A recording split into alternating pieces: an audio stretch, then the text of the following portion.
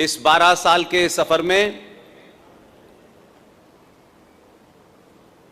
एक राज्य जहां बताया जाता है कि उसकी मातृभाषा हिंदी नहीं है, ये मेरा दूसरा दौरा है। मेरे मन में काफी सारे सवाल थे जब आपके आयोजकों ने मुझे यहां निमंत्रण दिया। पता नहीं कर्नाटका में हिंदी को कौन इतनी अच्छी तरह समझ पाएगा, लेकिन अभी आपके शहर आने से पहले मैं बीदर में था। देर रात तक वो कार्यक्रम चला। तब मुझे एहसास हुआ कि कर्नाटक की भली अपनी कोई बोली हो, लेकिन यहां राष्ट्रभाषा बोलने वालों की मेजॉरिटी है।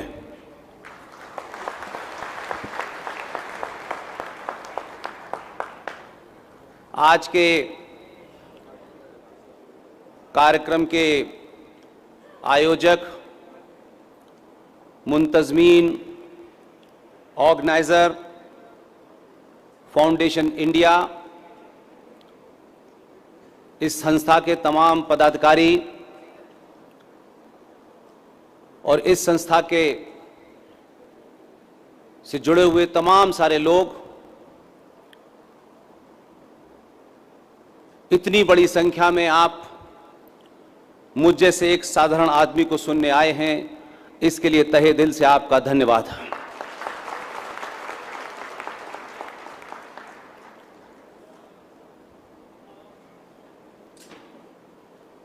...2012 से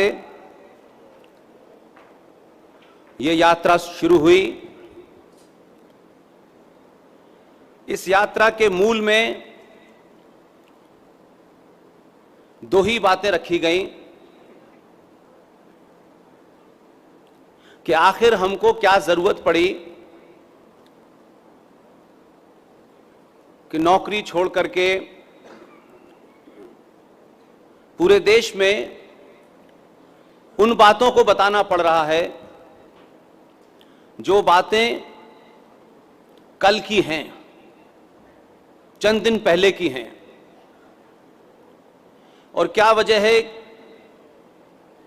बहुत सारी पार्टियां हैं, उनकी विचारधारा अलग हो सकती है। बहुत सारे संगठन हैं, अनगिनत संगठन हैं, खास तौर से हिंदुओं के संगठन हर गली में दो मिलते हैं। लेकिन किसी ने यह जरूरत क्यों नहीं समझी, किसी पार्टी का मैनिफेस्टो, उसमें क्या लिखा है, क्या नहीं लिखा है,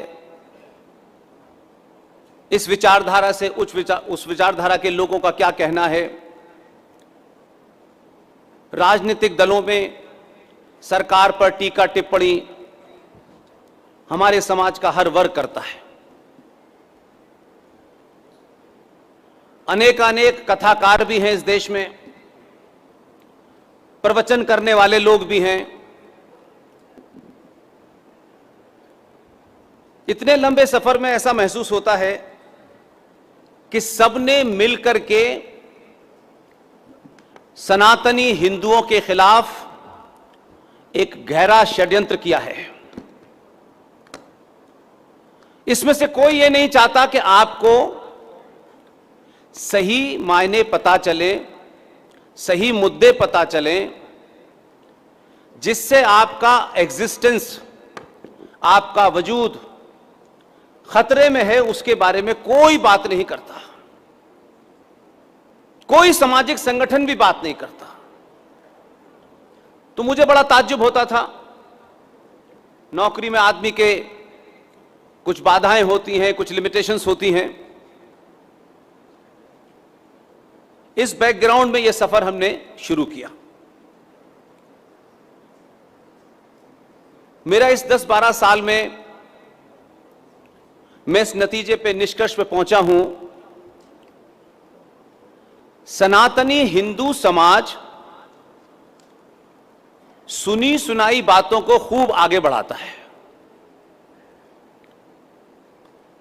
सनातनी समाज दूसरे के बनाए नैरेटिव को खूब मार्केट में फैलाता है।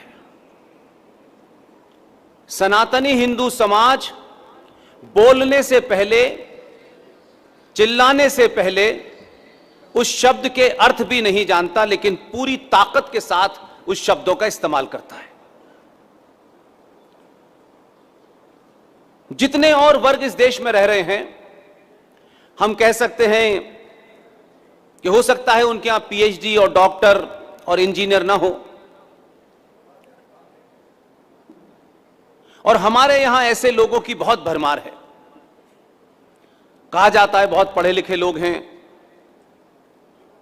हर फील्ड में आगे हैं, और अब तो जरा सी बात पे तुलना होती है तो बताया जाता है कि फला अंतर्राष्ट्रीय कंपनी का सीईओ एक हिंदुस्तानी है और सनातनी हिंदू है। हम इस पे गर्व भी महसूस करते हैं।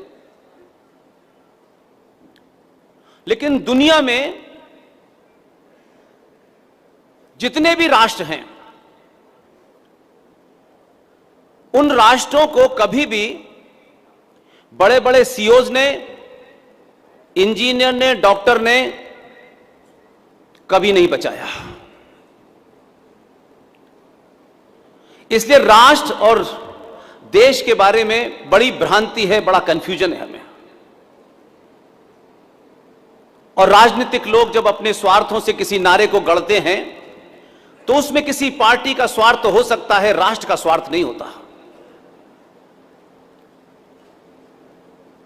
इसलिए एक नहीं अनेक झूठ हैं, और कॉन्शियसली अनकॉन्शियसली शायद हम उनको सुनते भी हैं, लेकिन पता नहीं कौन सा वो लालच है, कौन सा वो डर है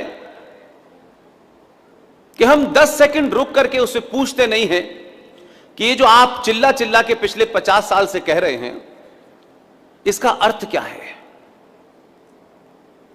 और जब समाज खामोशी से हर बात को सुन लेता हो तो आपके रहनुमा, चाहे यूनिवर्सिटीज में हो, कॉलेज में हो, संसद में हो, विधानसभा में हो, वो ये मान लेते हैं कि इनसे सिर्फ इतनी ही बात करनी है। और समाज से एक बार गलती हो जाए, 2 बार गलती हो जाए, और समाज बार बार मूर्खों को चुनने लगे तो समझ लीजिए कि समाज गड़बड़ हो गया है।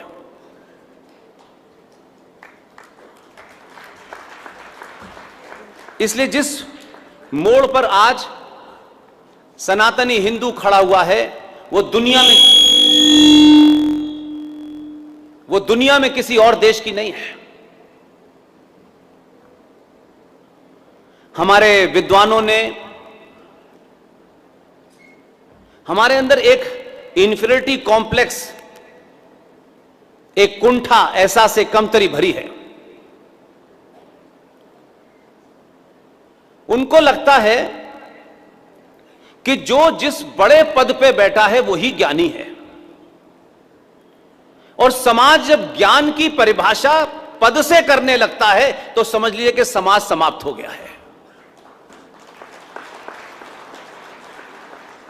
पद की प्राप्ति से ज्ञान का कोई संबंध नहीं है, लेकिन हम यही मानते हैं। इसलिए हम अपने बीच में जो ज्ञान की बात भी करते हैं, लेकिन उनके पास कोई पद नहीं होता, वो किसी बड़े संगठन, ठेकेदारों के छोटी सी दुकान नहीं चलाते, तो उनके बारे में लोग सोचते हैं ऐसे ही कोई बेवकूफ किस्म का आदमी है, ऐसे ही बकता रहता है। लेकिन अपनी आंखों के सामने उस दौर को बदलते हुए देख रहा हूं। लोग आज अपने उस तकलीफ का, वो जो चोट उनको 700 साल से लगी है, उसका मरहम, उसकी दवा कौन दे सकता है, सिर्फ ये जानना चाहता है। वो इस चक्कर में नहीं परेशान है कि बोलने वाला कितना बड़ा, उसके पास डिग्री है, वो किस पार्टी का है, किस संगठन का है। यही सबसे बड़ा बदलाव है। इसलिए जो झूठ बोले गए, जिनके कारण आज भी हम, और खासतौर से हमारे समाज में राजनीतिक लोग बहुत लो आईक्यू के होते हैं ये लोग, लेकिन ये बताते हैं कि सब हमें पता है, कुछ भी पता नहीं है, और ये जानना भी नहीं चाहते। एक एरोगेंस है पावर की। एक शब्द हमारे यहां क्वाइन हुआ, बहुत सालों से सुन रहा हूं उसको, जिसका जब दिल चाहता है अपनी सुविधा के अनुसार सत्ता से बाहर होते हैं तो परिभाषा कुछ और होती है, और सत्ता में आते ही परिभाषा कुछ और हो जाती है, और समाज ये समझने लगता है कि अरे ये कल तक तो राष्ट्रवादी थे, आज सेकुलर हो गए। और फिर आप इसी धोखे से आगे बढ़ जाते हैं, फिर कोई नया आता है, फिर कोई नया जुमला चला देता है, और हमारे कहानी किस्सों में, किताबों में ऐसी बातों को खूब भरा गया है। इसलिए कभी कभी मुझे लगता है कि जो आपके शत्रु ने, सनातनी हिंदू के शत्रु ने, इस सनातनी सभ्यता के शत्रुओं ने बहुत बारीकी से उन शब्दों को चुना है, और वो खुद नहीं बोलते, और मार्केट में इस तरह प्ले कर दिया है कि 90 और 95 करोड़ सनातनी बस उसी की रट लगाए हुए हैं। दुनिया का सबसे बड़ा झूठ है सारे धर्म बराबर हैं। अब इस पे कभी किसी ने रुक के अपने आप से नहीं पूछा कि मैं कह क्या रहा हूं। बड़े बड़े 4-4, 5-5 करोड़ रुपए लेकर के कथा बांचने वाले भी मौजूद हैं, बड़े बड़े वाइस चांसलर हैं, कई सारी डिग्रियां हैं उनके पास में, पीएचडी भी हैं। 5-5 घंटे के प्रवचन करा लीजिए, सुबह से शाम तक प्रवचन होते हैं, लेकिन छोटी छोटी बातों से पूरे राष्ट्र की कैसे हानि होती है, इसकी तरफ कोई जाना नहीं चाहता।